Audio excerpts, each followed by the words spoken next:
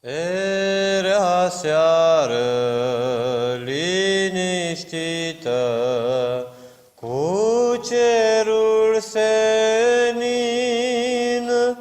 când fucina pregătită Fiului Divin.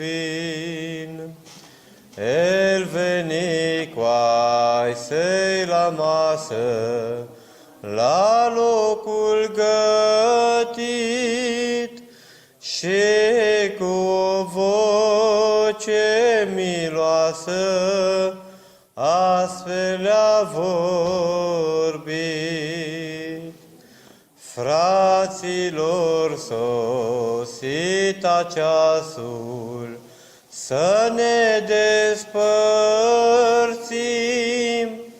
voi să nu pierdeți curajul, că eu iar am să vin. Dar vă spun mai dinainte, pentru ca să știți, dintre voi unul mă vinde pe 30 de arginți.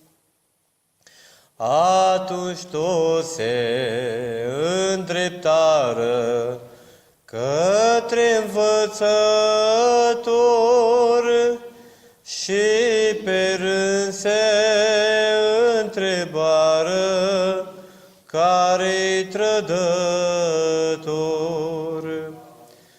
Nu cumva să fiu eu, Doamne, Fiul cel mișel? Du-te acum, sosește ceasul, să faci ce-ai de gând.